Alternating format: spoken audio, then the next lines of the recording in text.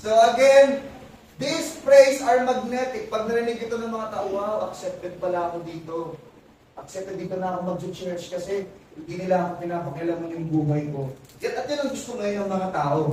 Hello. Yan ang gusto ngayon ng mundo, ng mga tao, mga kapatid. Yung ma-justify nila yung ginagawa nila, and yet, matatawag silang Christian. Okay? Yan ang gusto ngayon natin. Bakit? Masarap sa tayo ngayon eh. Wow, God will not judge pala. Ang Diyos pala hindi naghahatol. Kaya itutuloy ko lang kung ginagawa ko. Ang importante, Christian ako. Ang importante, nag-church ako. No, mga kapatid. Okay? This could be magnetic. Magnetic for those searching for a church void of sacrifice. Yun kasi yung mga tao na hindi gustong nagsasacrifice. Kaya gusto nila lagi na aayon sa kanila.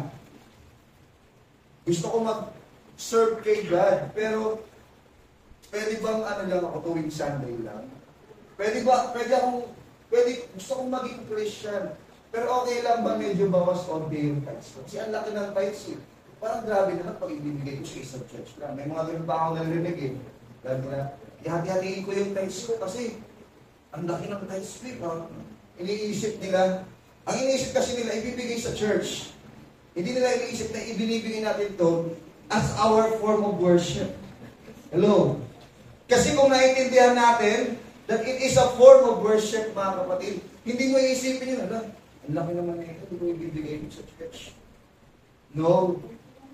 We will not give what we want, mga kapatid, for the church. Hello? Hindi natin ibibigay kung ano lang yung gusto natin. Ibigay natin kung ano yung dapat natin ibigay sa Panginoon, mga kapatid. Okay? Kaya, iwasan natin yung ganitong pag-iisip. At the end result, ano nangyayari? Becomes little to no distinction between a Christian and unbeliever. Kaya pag ganito daw yung mentality natin, ano nangyayari? Ending, ang hirap na i-distinguish, sino yung Christian, sino yung hindi. Sino ba talaga yung born again, sino yung hindi. Sino ba talaga yung naglilingkod, sino ba yung hindi. Bakit? Halos parehas na eh. Okay? Halos parehas na. Yung mga singer, minsan daw, yung mga singer sa church, kumakanta ng mga secular music. Yung mga singer sa labas, kumakanta ng worship songs. Yung mga preacher natin, yung mga preacher daw, mga kapatid, nagiging na lang, prosperity preachers na lang, motivational speakers, mga kapatid. At ano po, mga kapatid, yung mga motivational speakers sa labas, yung mga prosperity preachers, mga kapatid, sila na yung tunog preachers, sila na yung tunog apostolic, mga kapatid. Kaya minsan hindi na ma-distinguish which is which, mga kapatid. Okay? Pero tayo, alam natin, sa Diyos, merong clear distinction. Sabi ng first naglasa ng kanina, may malinaw tayong pagkakaiba. Alam yan ng ating Panginoon. At alam mo yan. Alam mo yan sa sarili natin, mga kapatid. Okay? Next. You know where this old movement started. Alam natin kung saan nagsimula. Alam niyo yung ganitong mentality na alam niyo na gusto kong maging Christian, pero gusto ko ganun pa rin yung lifestyle ko. Gusto ko hindi pinapakialaman yung way of living ko. Ito daw ay lahat nagsimula sa isang movement na tinatawag na secular humanism, mga kapatid. Ano po yun? This is the belief that humanity is capable of morality and self-fulfillment without belief in God. Wow! We can be morally right. We can be self-fulfilled even without God. Is it possible? Yes, it is. Posible? Oo, posible. Kaya marami namang mababait talaga na hindi nag-church. Tama? Merong mga mas mababait pa sa atin minsan na hindi naman nagsisimba every Sunday. Tama? Kaya nagiging bukang bibig din yan ng mga ini-invite natin. Hindi. Okay lang, hindi ako mag-church. Nag-church nga. Sila pa yung mga ito eh. Narinig niyo ba yun? Sila pa nga yung number 1 judger eh. Yung mga nag-church, sila pa yung magagaling mag-church. Kaya yung mga tao ayaw na mag-church. Bakit? Kasi yun yung nakikita nila, mga kapatid, no? It is secular humanism, mga kapatid. Ano sabi nila? Kahit hindi naman ako nag-church, alam ko naman sa puso ko na wala akong ginagawang mali, na wala akong tinatapa akong tao, na mabuti akong tao. Maganda nga, kung papakinggan natin, wow, gandang pakinggan. Parang okay nga naman, di ba? Kaysa sa nag-church ka, pero sa mga ugali. Nag-church ka, pero chismosa ka. Nag-church ka every Sunday, pero negatibo ka palagi. Na negative ka, mga kapatid, pessimist. Kaysa sa kanila, hindi naman siya nagsisimba, pero mabuti ugali nila, mabait sila. Again, this is a trick of the enemy, mga kapatid. Okay? Tandaan natin na kapag wala sa Diyos, lagi po yung hindi maganda. Kahit gaano pa katama yan sa tingin natin. Kahit gaano pa katanggap-tanggap yan sa ating sariling prinsipyo. Basta wala ang Diyos, mga kapatid, ikakapahamak mo yan. Hello? Okay? Kasi bakit ang Diyos, siya po ang foundation ng ating moral, mga kapatid. Bakit tayo dapat magpakabait? Bakit tayo kailangan magpakabuti, gumawa ng mga tama, mga kapatid? Dahil ang Diyos ay mabuti. Yun dapat ang pundasyon, mga kapatid. It infiltrated politics. The sad thing is, it infiltrated politics, pumasok na sa politika, yung ganyang pananaw, na kahit wala naman, kahit ka naman nagpalasimba, basta palatulong ka, mabait ka, di ba? Pero ang problema, pumapasok din sa church, yung ganyang klaseng pag-iisip, hindi naman ang nakakapag-church, si sister, lagi nang nagkakaroon. Makikita ko nga, pag hindi naman, pag-bangay ko sa akin, nakikita ko, hindi yung mga pinagsasabi, kaya hindi na ako mag-church. Ang problema, pumapasok sa church, yung ganong mentality, yung ganong pag-iisip. Mga kapatid, alisin natin yun. Basta wala ang Diyos sa eksena, ikakapahamak natin yun. Okay? Naintindihan natin na, totoo naman, may point. Okay? Merong mga nagsisimba na, okay, meron pa rin flaws. Kasi nagsisimba naman tayo, hindi naman tayo perfect na tayo eh. Hello? Nagsisimba din ba dito kasi perfect na? Nagsisimba ako kasi I'm a perfect person. I'm a righteous person. Kaya naman tayo nagsisimba kasi nga may flaws pa tayo. Kasi may shortcomings tayo. Kung perfecto na tayo, wala na tayong kailangan sa Diyos, bakit tayo nagsisimba? Diba mga kapatid? Naintindihan naman natin yon. Pero again, huwag natin alisin ang Diyos sa eksena ng ating buhay. Gaano man sa tingin mong tama yan, kung wala ang Diyos, wala pa rin po. So malinaw yung pagtatangi ng ating Panginoon. Sabi po ng Matthew chapter 3 verse 12, mga kapatid, again, God has always had an appointed time for His chosen people. John the Baptist foretold of the time when Jesus will separate the sheep and the wheat. Kasi sabi ko kayo kanina, ang Diyos, mga kapatid, maging ang Biblia, ay merong malinaw na pagtatangi. Hindi ito pag-discriminate.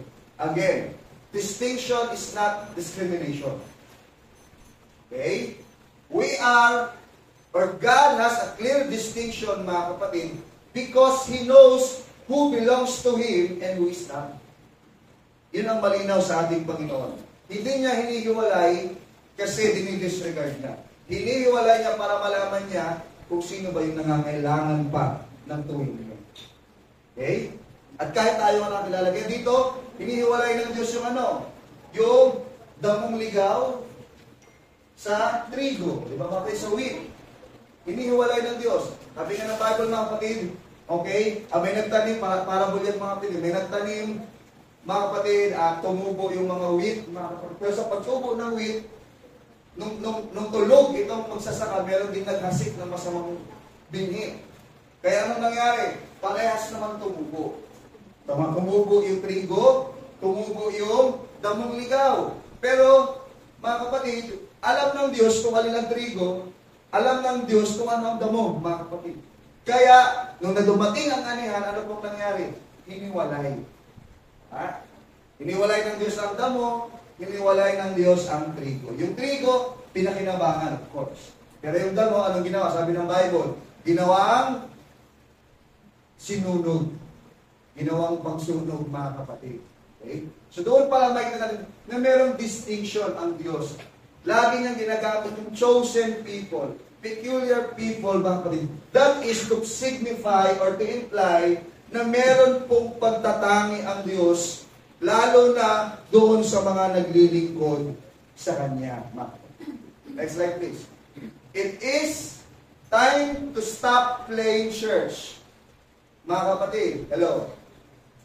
Kung meron pa man dito na naglalaro sa kanyang pananampalataya, kung meron pa man dito may reservation pagdating sa paglilingkod sa ating Panginoon, it is now time to stop playing church, time to stop trying to fit in and be accepted by everybody, because definitely, church, if you receive Christ, not everyone will accept you. Pag tinanggap mo si Kristo, minsan nga nagka-persecute eh. Si Jesus Christ na nga mismo eh. Jesus na yun ha. Our Lord Jesus Christ na yun. Nung nandito siya sa lupa, naging marami ba siyang tagasunod? Hindi. Mas maraming bumato sa Kanya. Mas maraming nagsabing, ipa ako sa krus, ipa ako sa krus. Hindi kasi lahat tinanggap si Jesus Christ. How much more tayo? How much more tayo, mga kapatid? Malayong-malayo tayo kay Jesus Christ. Kaya kailangan natin bumalik. It's time to go back to preaching the original message of the original preacher, mga kapatid. Hindi natin kailangan ngayon yung mga mensaheng pagkikiliti lang, sabi nga ni Pastor, mga kapatid, yung kikiliti lang sa ating pakiramdam, yung papatawain lang tayo, yung papasarapin lang yung ating pakiramdam. Bakit? Yung narinig lang natin yung mga bagay na gusto nating marinig. Pero ano dapat? Ano dapat ang ating pong mensahe, mga kapatid? Ano dapat ang ating mensahe? Acts 2:30. Hindi pa rin magbabago. Ano? Magsisi, repent, and be baptized, every one of you, in the name of Jesus Christ, for the remission of sins, and you shall receive the gift of the Holy Ghost. Yun pa rin ang mensaheng ipangaral natin, mga kapatid. Nagbago man ang iba sa kanilang mensahe. Alam niyo ba, mga kapatid? Noong una naman, hindi naman UPC lang ang nagpa-practice ng ganitong klaseng holy living. Baptist, mga Methodist, mga kapatid. Ganyan din, malamit sila, ganyan din po. Yung pamumuhay nila, grabe din.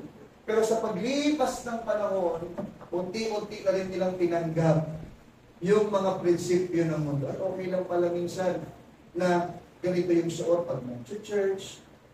Okay lang pala pag ganito lang ibigay mo sa akin. Ano, hindi, mga kapatid. Lagi nating ibigay kung ano ang deserve ng ating Panginoon. Lagi natin ibigay sa Kanya kung ano ang nararapat, mga kapatid. Next slide. It is now time to preach distinction. Iba ka. Nung tinanggap mo ang ating Panginoong Jesus, nung binautismuhan ka sa tubig sa pangalan ng ating Panginoon, at tinanggap mo ang banal na Espiritu sa pamamagitan ng pagsasalita ng iba't ibang wika, mga kapatid, ikaw ay naging kakaiba. Ikaw ay naging bahagi ng clear distinction. Ikaw ay naging bahagi ng peculiar people ng ating Panginoon. And now we are separating ourselves from the world. While separating from the world because you to alter your outward appearance, this is what the world would try to do, mga kapatid. Gusto niya ipaunawa sa atin, wala namang pagkakaiba tayo sa kanila. Kung nagsasabing Christian, na nagsasabing Bulan. Ang gusto ng mundo, ganun din tayong mamuhay sa kanila. Maging parehas tayo sa kanila, mga kapatid. Yung okay lang, mag-worship, kumanta ng mga worship show, pero okay din kumanta ng mga kanta sa labas. Yung okay lang, na ano, mga kapatid, na paminsan-minsan nagsisimba, paminsan-minsan hindi. Gusto nila ganun din yung ating pamumuhay. Bakit? Yan po ang inaatake sa atin ng kaaway.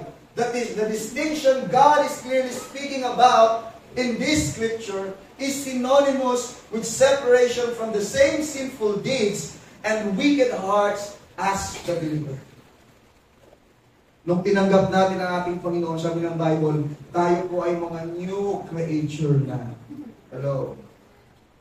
At dahil mga new creature na tayo, meron na dapat tayong clear distinction. Meron na dapat tayong malinaw na pagkakaiba sa mundo. Hello? Dapat yung pamumuhay natin iba na sa kung paano sila mamuhay. Yung pananalita natin dapat iba na sa kung paano silang manalita. Yung pag-iisip natin, yung pag-ugali natin, dapat iba na sa kung paano ugali ang meron sa mundo. Why? Kasi iba na tayo. Nilinis na tayo ng ating pong Panginoon, mga kapatid. Binago niya tayo, mga kapatid, dahil yun ang gusto niya. Na ano, mga kapatid? Iwan natin yung ating lumang pagkatao at tanggapin natin ang panibagong buhay kasama ang ating pong Panginoong Jesus, mga kapatid. He knows, right? Next slide, mga kapatid. He knows our heart. He knows our thoughts. He knows His people. Alam ng Diyos ang laman ng ating puso. Hindi natin siya maluloko eh. Hindi natin magbibiro, matadaya ang Panginoon, mga kapatid. Okay? Alam ng Diyos, maging sa mga oras na ito, hindi natin maluloko ang Diyos. Kung ano man yung dahilan ng pagpunta mo dito, mga kapatid, alam ng Diyos yan. Kaya kung ako sa inyong magpakatotoo na kayo sa harapan ng Panginoon. Nandito na rin lang kayo, pinilit nyo na rin lang magsimba, mga kapatid. Ibigay niyo na yung buong puso mo sa ating Panginoon. Dahil alam ng Diyos ang laman ng ating kaisipan, ang ating puso, alam niya ang kanyang tao, mga kapatid. We cannot stop believing Jesus is returning for a distinct, called, and chosen people. Babalik ang Diyos, kukunin niya yung mga taong kakaiba, inihiwalay, mga tinawag mula sa karamihan. Yan po ang iglesyang babalikan ng ating Panginoon. And nawa tayo po, pagsumikapan natin na maging bahagi po tayo ng iglesia nito. Okay? And last slide, mga kapatid, habang tayo itong lahat tumatayo. Lagi natin naririnig sa mga mangangaral natin, sa mga pagtuturo ng Biblia. Ano pong sabi ng Bible? Be ye holy, for I am holy, sabi ng Diyos. Maging banal kayo dahil ako ay banal. Humiwalay kayo dahil ako ay humiwalay. Magpakabuti kayo dahil ako ay mabuti. Ang pagiging banal, mga kapatid, ito po ay kautusan, mga kapatid, na mula pa nung una, sa lumang tipan pa lang, hanggang sa bagong tipan, mga kapatid, ipinapangaral ng matindi ng ating Panginoon.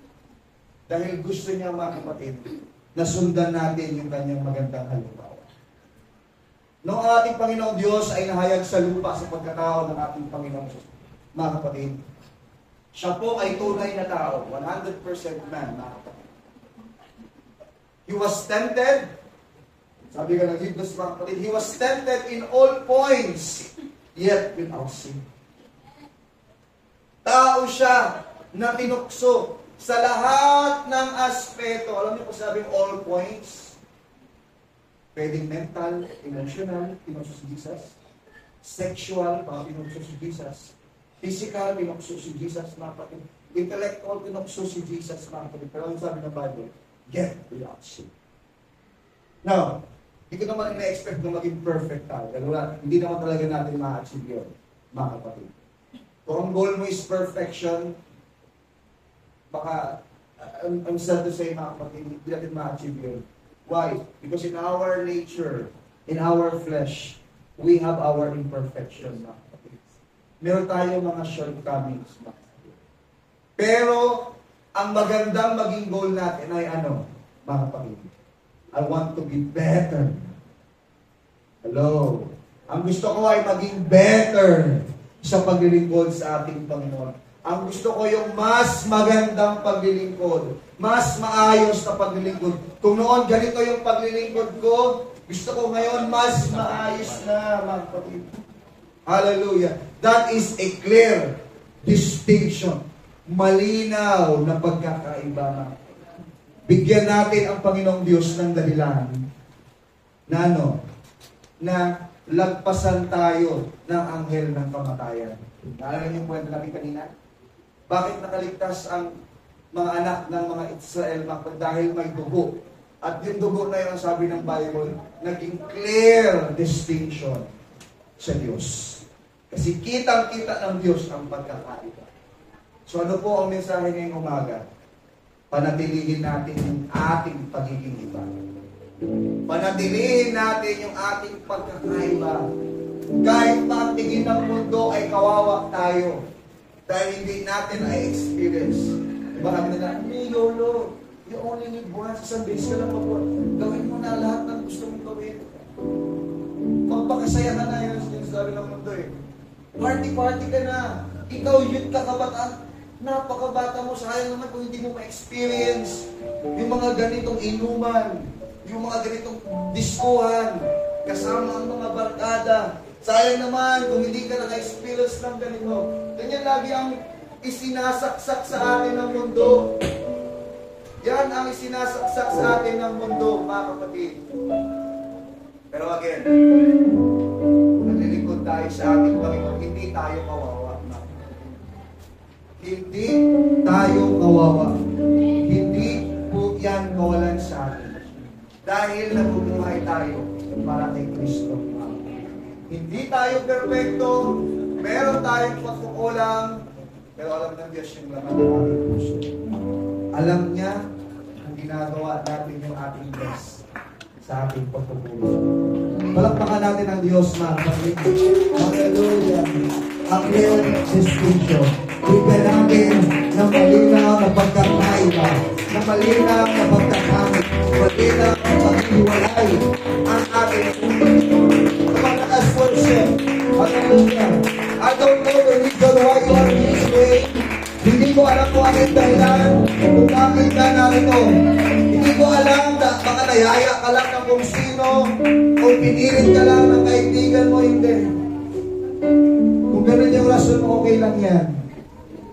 Pero sa mga oras na ito, pwede ba maging totoo tayo sa Diyos?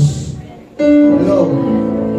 Okay lang ba na maging totoo tayo sa Diyos?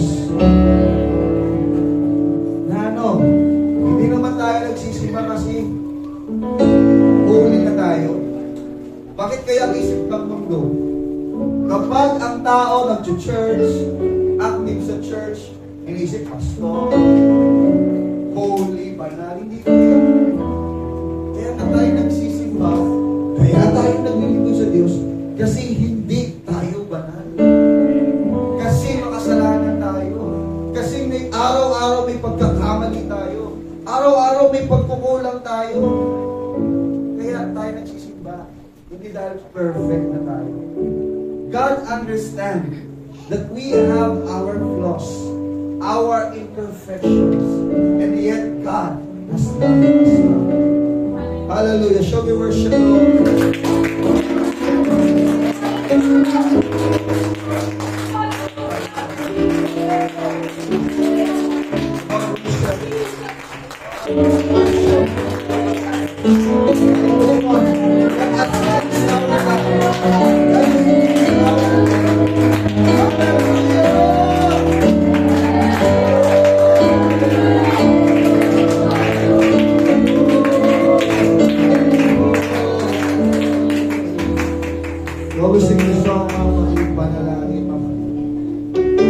Hallelujah. Let us prepare ourselves, mga kapatid. Let's prepare our Sunday school offering.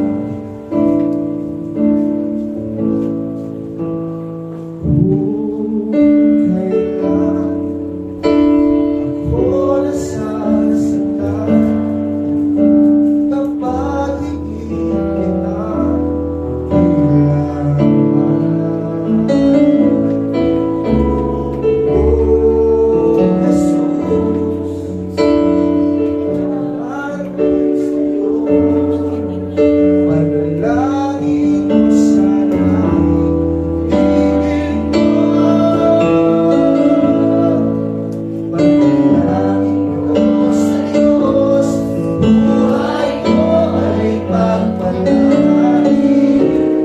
pagdumi